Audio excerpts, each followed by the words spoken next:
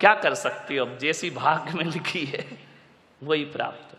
संतान में कुछ नहीं कर सकते हो आप, लेकिन एक बात मैं कह रहा हूं, 60% दुखों से बचाती है पत्नी, और यदि पत्नी 60% दुखों से हमें बचाती है, तकलीफों से बचाती है, तो मैं पुलक सागर बड़े विश्वास के साथ कह रहा हूं कि मित्र 80% तकलीफों से हमें बचाया करता है। मित्र का हाथ हमारे जीवन में ज्यादा होता है, दोस्त ज्यादा साथ देता है।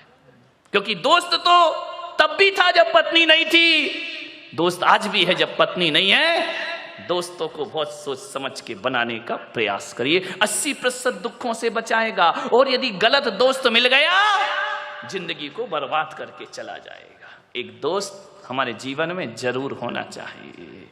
पत्नी गड़बड़ मिली तो यही जन्म बिगड़ेगा, ध्यान रखना।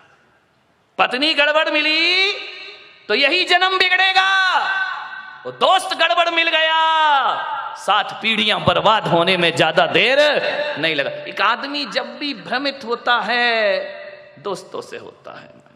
समझना है आपको, दोस्ती इतनी आसान नहीं है। और एक बात याद रखना, दोस्ती के बिना कोई जिंदगी भी तो नहीं है। कोई है यहां पर जिसके कोई मित्र ना हो?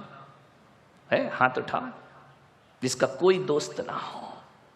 आजकल तो दोस्तों की कमी नहीं है, पड़ोसी दोस्त हो या ना हो, फेसबुक से तो हजारों दोस्त बन जाया करते हैं, व्हाट्सएप से हजारों दोस्त बन जाया करते हैं। दोस्तों की कमी नहीं इस दुनिया में, कोई नहीं होगा जिसका। मेरा भी ऐसा नहीं कि मेरे दोस्त नहीं है, बहुत दोस्त है मेरे, मित्र तो होते ही हैं।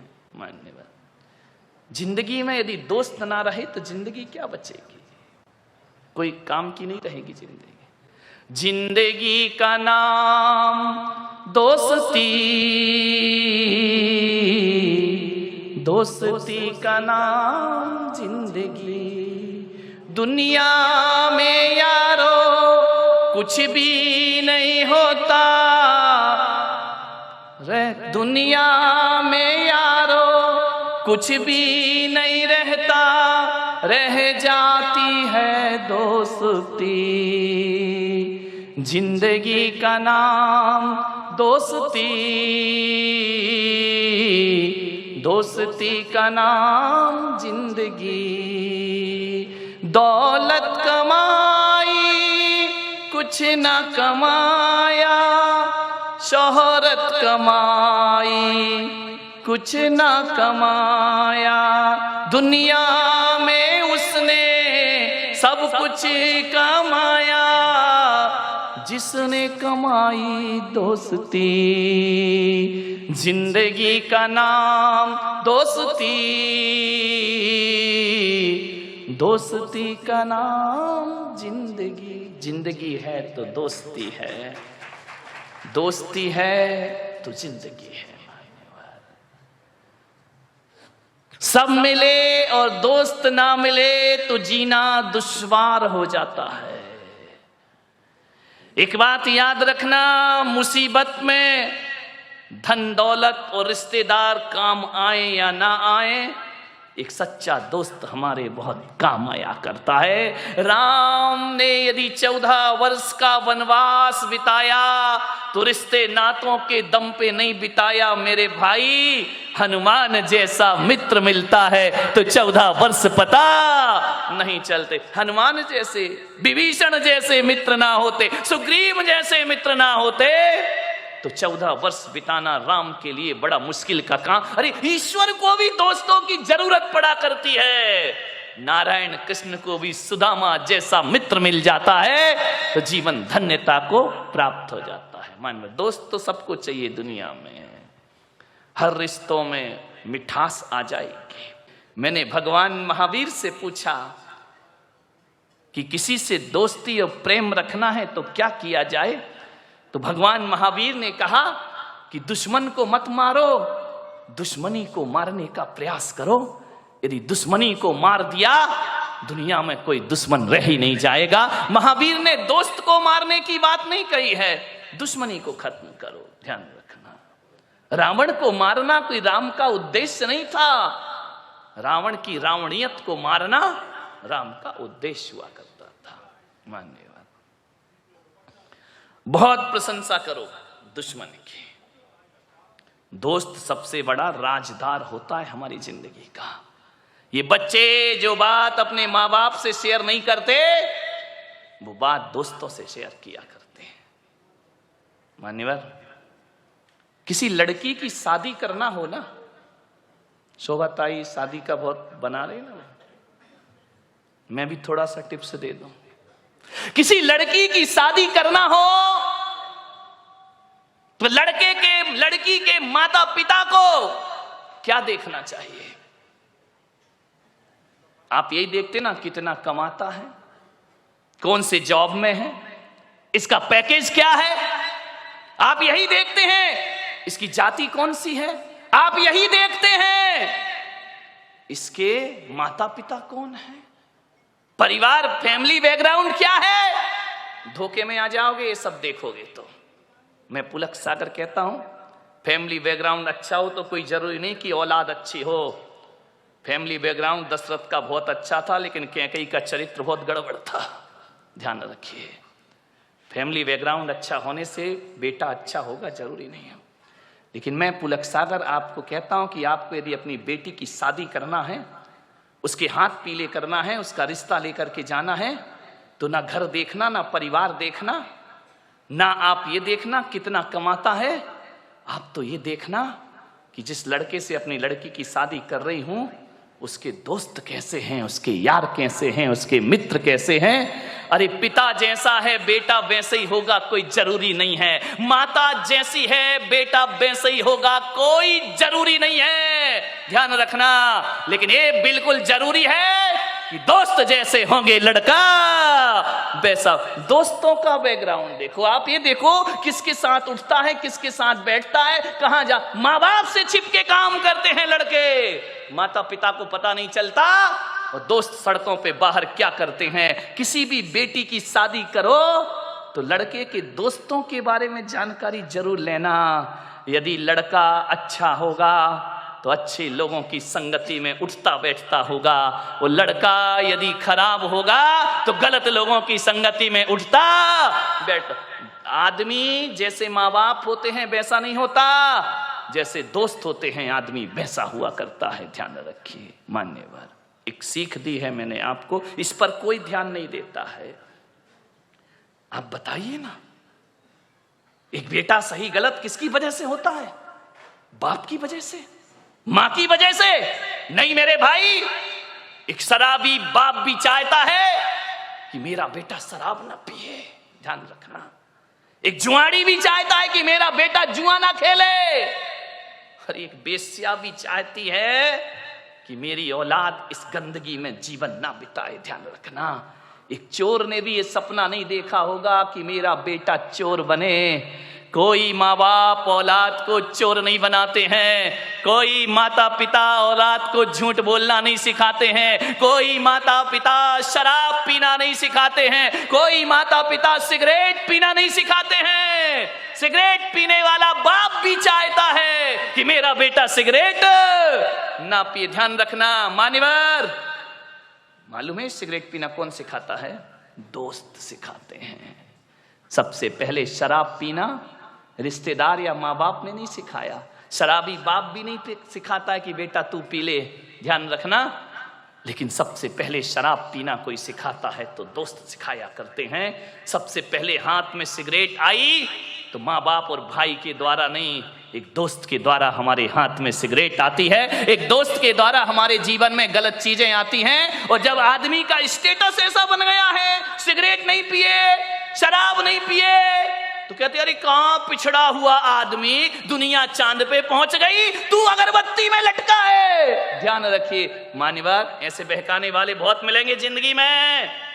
मान्यवर, मैं तो कहता हूं यदि बिगाड़ने वाले दोस्तों से तो बिना दोस्त की जिंदगी गुजार लो, वो अच्छी हुआ करती है। लेकिन ऐसे दोस्तों की संगति ना करो जो हमारी जिंदगी को बर्बाद करके रख दिया करते हो।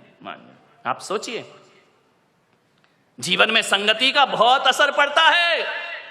एक पानी की बूंद जो आकाश से गिरती है, और यदि वही पानी की बूंद किसी नीम के पेड़ में चली जाए तो उसका स्वाद कैसा हो जाता है मेरे भाई, बताइए? कड़वा हो जाता है। नीम जानते हो? नहीं जानते हैं तो बोलो ना जानते हैं, नहीं तो मैं समझदा तुम कुछ जानते ही नहीं हो।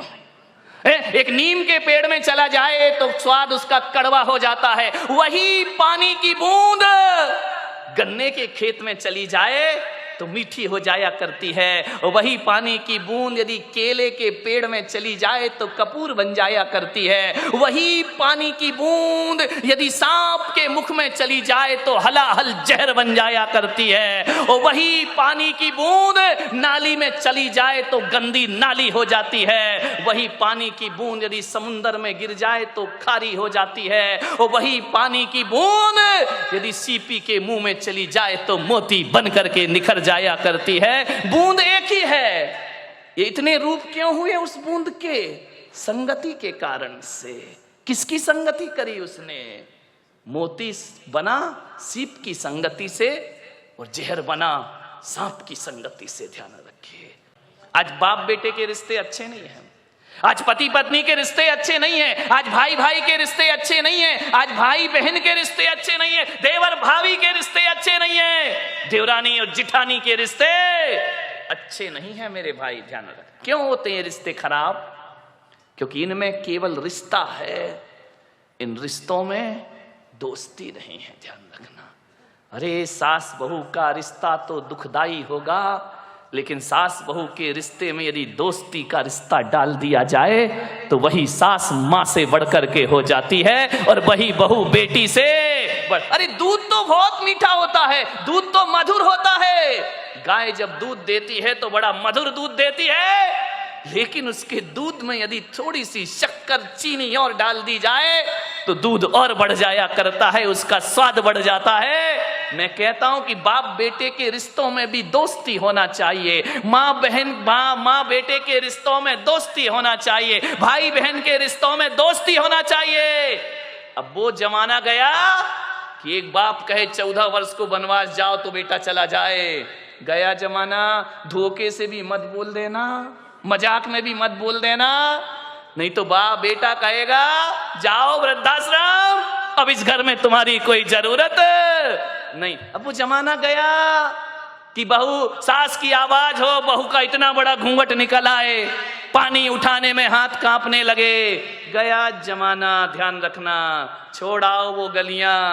अब जमाना बदल गया है। ध्यान रखिए, सास बहू में बहुत प्रेम होगा यदि दोस्ती हो जाए, देवरानी जिठानी में बहुत प्रेम होगा यदि दोस्ती हो जाए, और तो और छोड़ो गुरु और शिष्य में बहुत प्रेम होगा यदि उनके बीच भी दोस्ती का रिश्ता बन जाए, और भी छोड़ो भक्त और भगवान का रिश्ता ऐसा निराला हो जाएगा यदि बीच में प्रेम और दोस्ती का रिश्ता समाहित हो जाए। मित्र बनो। ध्यान रखना, मित्र बनना एक कला है, मित्र बनना एक बहुत बड़ी तपस्या हुआ करती। जंगल में किसने साथ दिया राम जी का? मित्रों ने साथ दिया।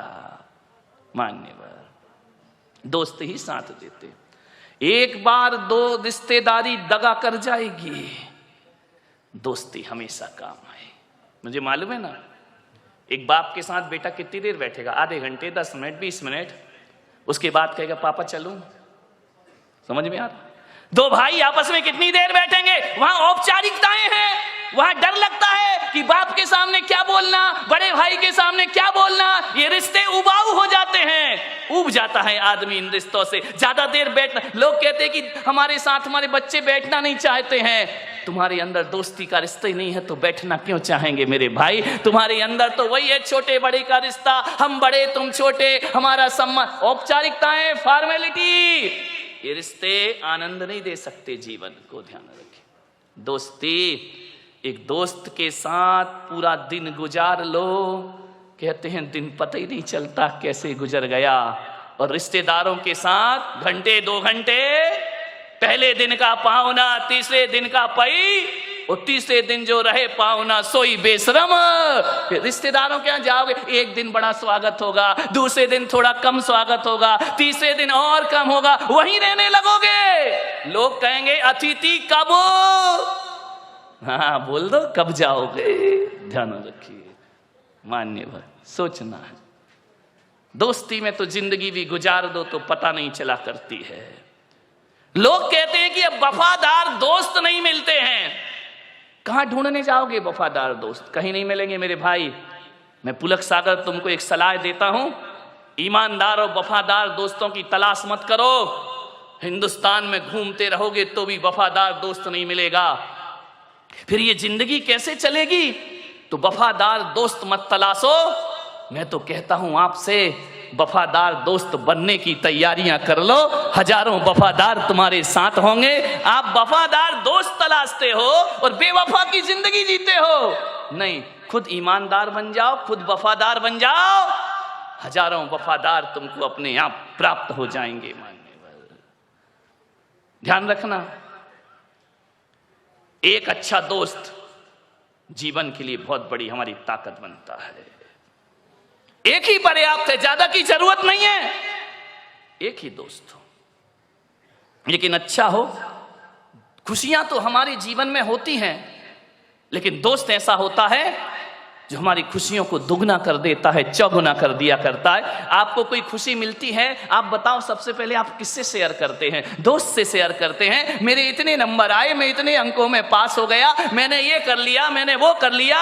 हर बात दोस्तों से की जाती है, क्योंकि हमें लगता है कि हमारा दोस्त हमारी तरक्की से जलने वाले नहीं है, लेकिन रिश्तेदार तो हमारी तरक्की से जला करते हैं। रिश्ते नाते वाले तो हमारी ऊंचाइयों से जला करते हैं। दोस्त ऐसा होता है जो हमारी खुशी में हमसे, एक आईने को देखना। दोस्त कैसे होना चाहिए? दर्पण की तरह। कभी दर्पण को देख, दर्पण, आईना, शीशा, मिरर, समझ में आ गया? कभी देखना ड्रेसिंग टेबल के सामने। दर्पण ऐसा दोस्त है कि जब तुम हंसते हो तो वो भी हंसता है, जब तुम रोते हो तो दर्पण भी रोता है, जब तुम चिढ़ाते हो तो दर्पण भी चिढ़ाता है। जैसा मुंह बनाओ दर्पण वैसा रूप दिखा दिया करता है।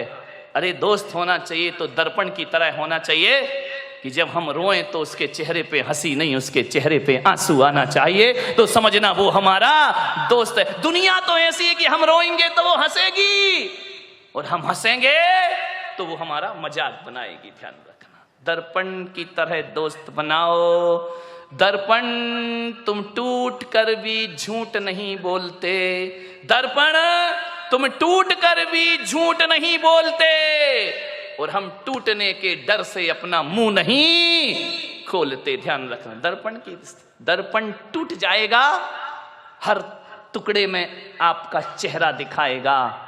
दर्पण खुद टूटता है, लेकिन दिखाने वाले के चेहरे को नहीं तोड़ा करता है। वो दर्पण की तरह हमारा मित्र हुआ करता है, शीशे की तरह हमारा मित्र हुआ करता है। मैं आपसे निवेदन कर रहा हूं, कई जिंदगी में ऐसे भी क्षण आते हैं, कल तक जो दोस्त था आज दुश्मन बन गया, ऐसे भी क्षण आते हैं। कल से बिल्कुल याराना संबंध थे, आज दुश्मनों की तरह हमारे व्यवहार हो गए। कल तक साथ उठते थे, बैठते थे, आज एक दूसरे को देखने को तैयार नहीं है। मालूम है दुश्मनी कैसे बढ़ती है? कहा सुनी तो देखो हो जाती है। मानव जीवन है, अच्छा भी बोल दिया जाता है, बुरा भी बोल दिया जाता है, ये जिंदगी है, ये एक सी नहीं चला करती है। अरे कहा सुनी तो पति पत्नी में हो जाती है, कहा सुनी तो बाप बेटे में हो जाती है, भाई भाई में हो जाती है, दोस्तों के बीच भी हो जाती है।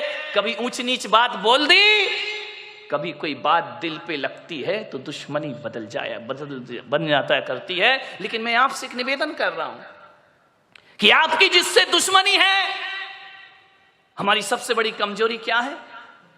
कि जिससे हमारी नहीं बनती है, जिससे हमारी खटपट है, हम चार लोगों में बैठकर उसकी बुराई करते हैं। ध्यान रखना, और जो सुनता है मीडिएटर, वो सादी दाल तो भेजता नहीं है, मिर्च मसाले तो लगा ही देता। वो तो चाह रहा था कि इनके घर का सत्यानाश, इनकी दोस्ती का सत्यानाश कब हो जाए, वो मिर्च मसाले लगाएगा, वो तड़का लगाएगा।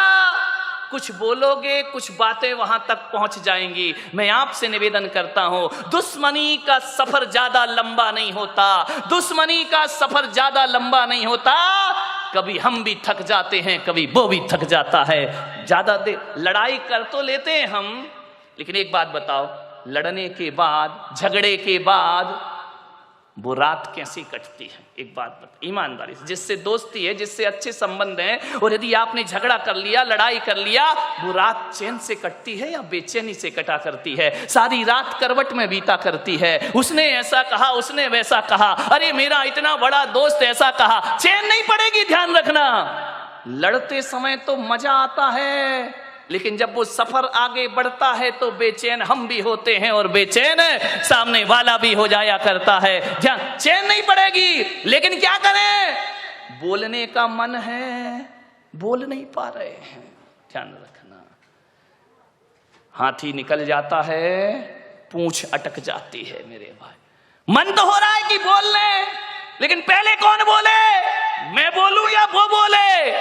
ध्यान रखना, अटक जाता है मन। मानव स्वभाव है, मानव का जीवन है, मानव की जिंदगी है, ये सब चलते रहता है। मान्यवर ध्यान रखिए, एक बात याद रखना, जो कल तक तुम्हारा बहुत अच्छा दोस्त था, अच्छा प्रिय था, अच्छे मीठे व्यवहार थे, उससे यदि अनबन हो जाए, लड़ाई झगड़े हो जाए, तो आज एक निवेदन आपसे कर रहा हूं बड़ी विनम्रता के साथ। यदि वो दोस्त बहुत अच्छा है, यदि वो दोस्त हमारे हितकारी है, यदि वो दोस्त बहुत अच्छा हमारे जीवन का सहयोगी है, कुछ बातचीत हो जाए, तो एक नियम ले लेना आज से कि हम अपने दुश्मन की पीठ पीछे इतनी प्रशंसा करेंगे, इतनी प्रशंसा करेंगे, होता नहीं है लेकिन हम बुराई करते हैं, इतनी प्रशंसा करो, इतनी प्रशंसा करो, इतनी प्रशंसा करो, ये प्रशंसा जब उस दोस्त के पास पहुंचे तो शर्म से पानी पानी हो जाए और उसका भी मन करे यार छोड़ो दुश्मनी, आओ दोस्ती का हाथ बढ़ाते हैं, आओ प्रेम का संदेश